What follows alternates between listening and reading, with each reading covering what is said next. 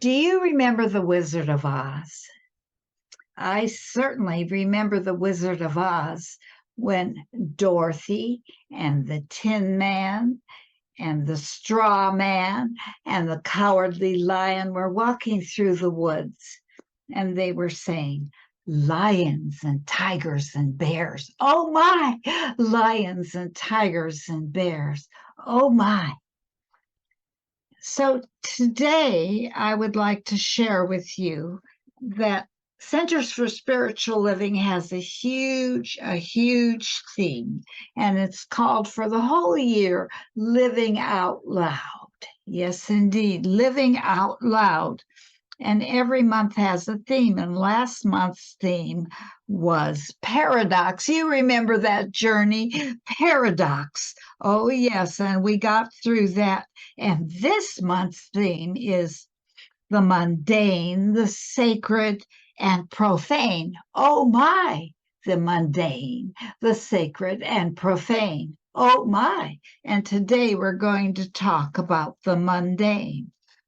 Remember that wonderful quote that was up on the screen? Before enlightenment, chop wood, carry water.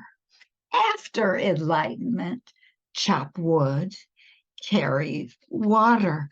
But wait, I thought after enlightenment we forgot all that. So last night, Anu sent me a text, and it was by a lay Zen monk who had just gone through his training, and this was his quote. How miraculous and wondrous is it, hauling water and collecting firewood. Where have I heard that before? So this month we're going to concentrate on the mundane. How many of you remember raising children, or when you were a child and you heard these words, this whining words that said, I'm bored, find me something to do. I'm bored, find me something to do. And I have studied with Jean Houston, and she would ask us the question, are you boring God? Are you boring God? So it reminded me when Rainbow Shalom, my daughter was 2 years old, we were driving through a tunnel and she was sitting in the car seat next to me. And all of a sudden we exited the tunnel and the sunlight came in through the windshield and it illuminated all the mites of dust in the air. Rainbow Shalom was too, and she went into a blissful mode. Oh, look at that, look at that. Mites of dust in the sunlight made her ecstatic. Yes, indeed. And that reminds me of Thomas Merton.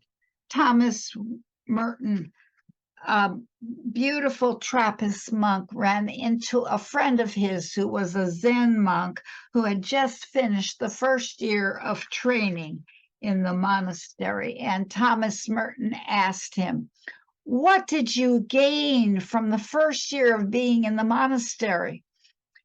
And he expected to hear, wow, I saw God, or my consciousness was whatever he expected to hear, but he didn't expect to hear what the monk told him. The monk said, I learned to open and close doors. I learned to open and close doors. The quiet discipline of opening and closing doors, not running out and slamming doors, not running from one thing. I learned to be mindful, opening and closing doors. And that reminded me of when I was in Los Angeles. I used to attend Paramahansa Yogananda's self-realization center, and I would befriend a monk there. His name was Brother Ahimsa. And this is what he would tell me. After the service, we'd go and have a vegetarian lunch. And he told me the thing that he cherished the most in his first year there was setting the table. He literally told me that. that with every napkin, every piece of silverware, he cherished it as an action of God. I will never forget that, and neither would they, because in a couple of years, this brother Ahimsa became the chief administrator and monk in the Self-Realization Center. So now I would like to share with you a quote from Mother Teresa. She said, "Peace begins with a smile." Yes, indeed, a smile. In a recent study, people were going to get a shot of something, and they were told to smile while they were getting this shot, even a fake smile. And so to talk about afterwards, they asked them what were their level of pain while they were smiling. And those who were smiling had less pain than those who didn't, even fake smiles. And also, they took their blood pressure. All of the patients who smiled, including fake smiling, reported lower blood pressure during the shot. In other words, smiling has extreme benefits for your health and your happiness, which reminded me of another study that was done by the HeartMath Institute. And it was called Local and Non-Local Effects of Coherent Heart Frequencies on Conformational Changes of DNA. Wow, what does that mean? In this experiment, they created 18 vials of human placenta DNA. That's the most pristine form of DNA. And they were given one each. 28 people, researchers, were given these vials. And these researchers had received training on actually learning how to feel different feelings and experience different things. So when the researchers felt gratitude, love, and appreciation, the DNA responded by relaxing, and the strands unwound. And the length of the DNA actually became longer, can you believe?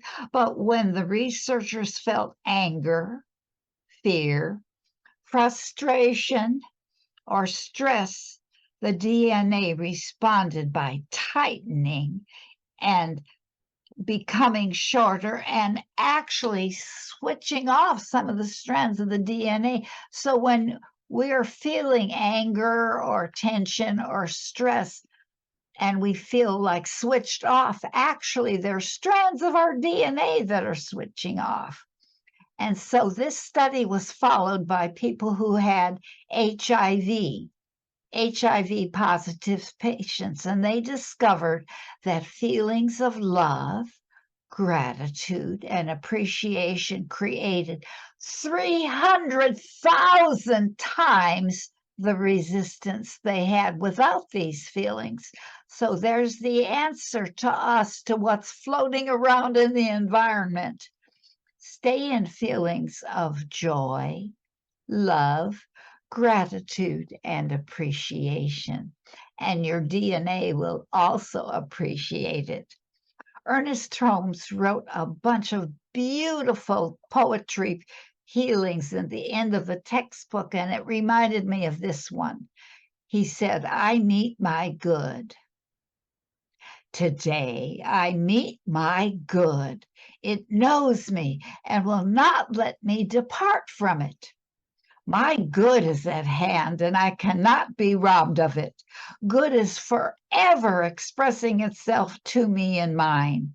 I can even now see and hear and feel the all good in and around me. It presents itself to me and fills me with a great surge of life."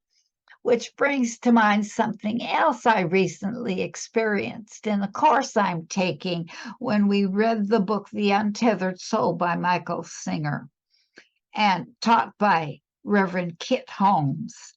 And one of the lessons was called Unconditional We're always talking about unconditional love, unconditional happiness. Imagine feeling unconditional happiness. Instead of wearing rose colored glasses, we are wearing happiness colored glasses. And so I was so filled with happiness, so filled with happiness. After class, I went in the living room, and to celebrate, I got myself some breakfast cereal at night. And so while I was eating this breakfast cereal, the milk spilled all over me. Did I keep my feelings of unconditional happiness? I certainly did.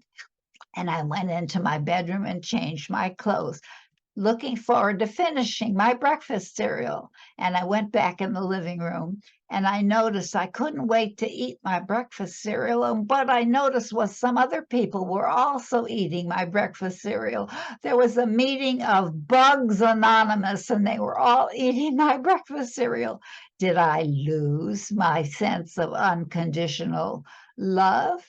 I did not. It even carried through to the next day when I went to HEB. And as I was checking out, I said to the checker, "You make me so happy." And he looked at me and he said, "You make me happy too."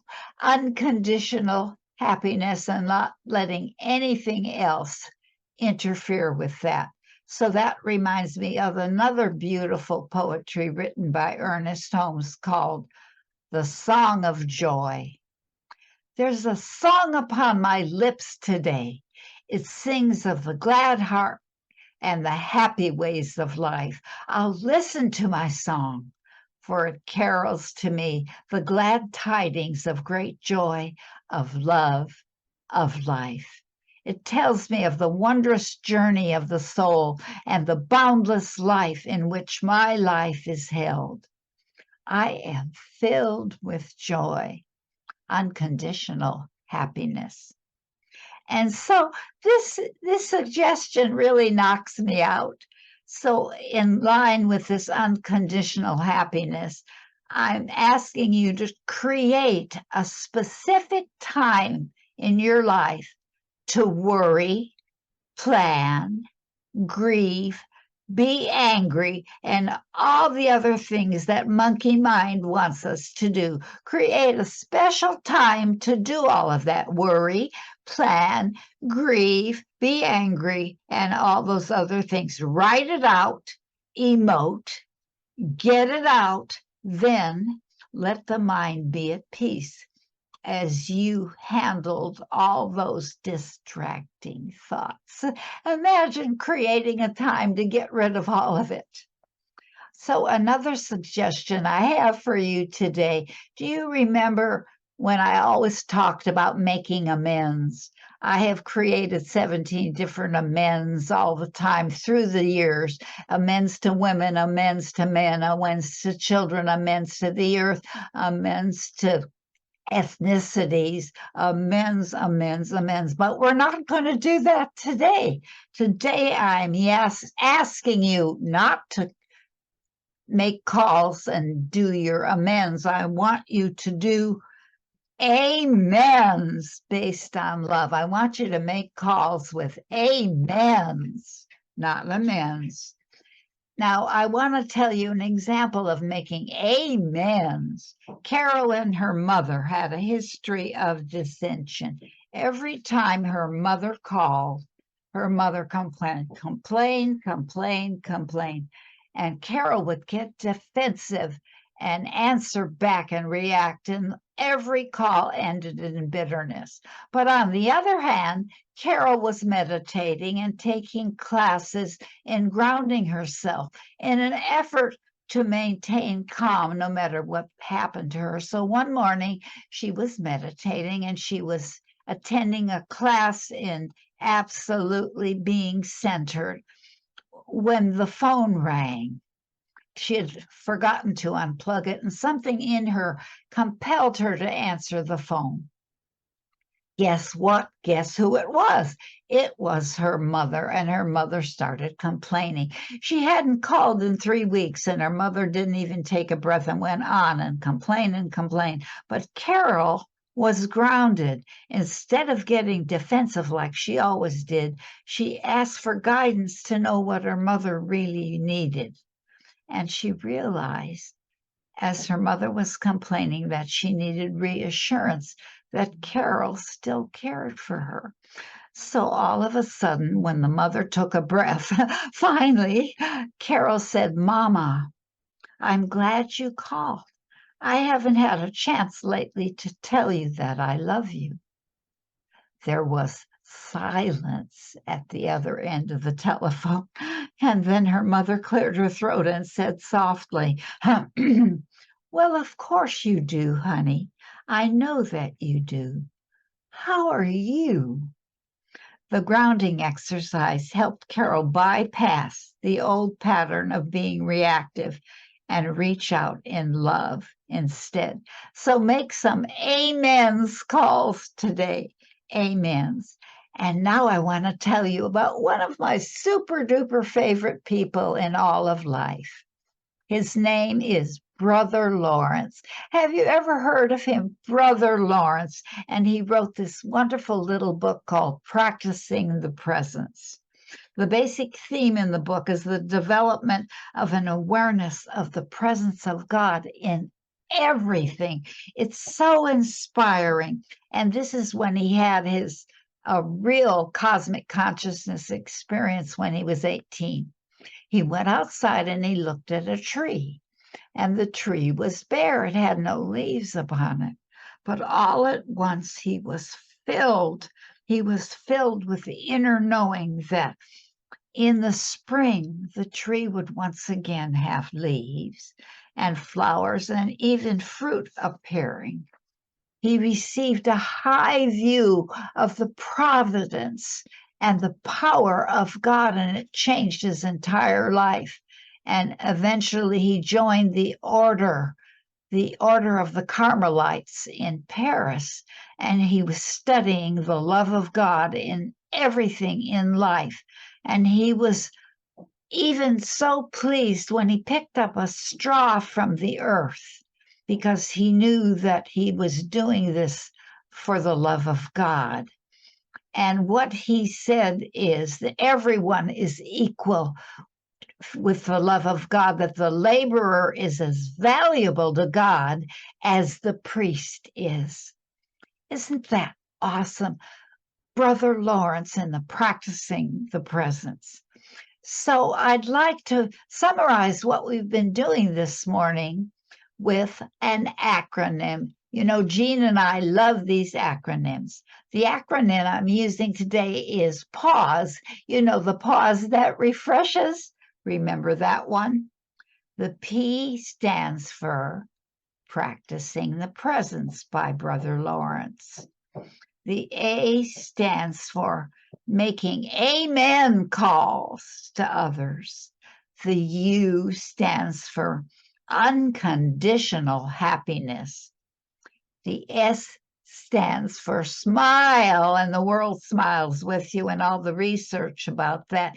And the final E in the word pause stands for everything. That reminds me of one of the beautiful poems by Ernest Holmes that said, "Joy has come to live with me. Joy has come to live with me. How can I be sad? I do so love thy presence, which is joy within me. It makes me glad, and I sing, for I'm so filled with thy spirit that I cannot be depressed or unhappy. Wonderful joy. Thou art so radiant and beaming, it's impossible to be sad in thy presence. I shall give myself to thee and remain with me. I love you, joy." So, in conclusion, I'd like to share with you something Joe Dispenza said in that movie about What the Bleep. Remember that movie? Won't you join me when I share it with you? He said, "I wake up in the morning and I consciously create my day just the way I want it to happen. Now, sometimes because my mind is examining all the things that I have to do, it takes me a little bit to settle down and get to the point of where I'm actually intentionally creating my day. But here's the thing, he goes on. When I create my day and out of nowhere, little things happen that are so unexplainable. I know that they are the process of the result of my creation. And so I live my life, in a sense, all day long, thinking about being a genius or thinking about being the glory and the power of God or thinking about being unconditional love. Won't you join me in treatment this morning as we take a deep breath as Mary so beautifully invoked us this morning, and we exhale everything that needs to be exhaled and just inhale the joy that is here right now. Our lives are blessed. We take that pause that refreshes, and all of our body is God expressing. All of God is here right now expressing in us, as us, and through us. And we are blessed. Our physical body absolutely functioning perfectly. It is the body of God expressing individually as us. Our emotions are so grounded. Our emotions are so centered. Our spirit is open to receive such beautiful inspiration from God this morning. We are inspired and inspiring. Our finances are so ample, so beautiful. We are expressing the beautiful abundance, limitless abundance of God. How sweet it is to be physically, mentally, spiritually, and emotionally expressing God in every facet of our life. I am so grateful to reveal these truths about us and our lives and about all of creation as I release my word into the law, that beautiful law which slurps it up and instantaneously manifests it, even as I am now speaking. And so it is. Amen and amen.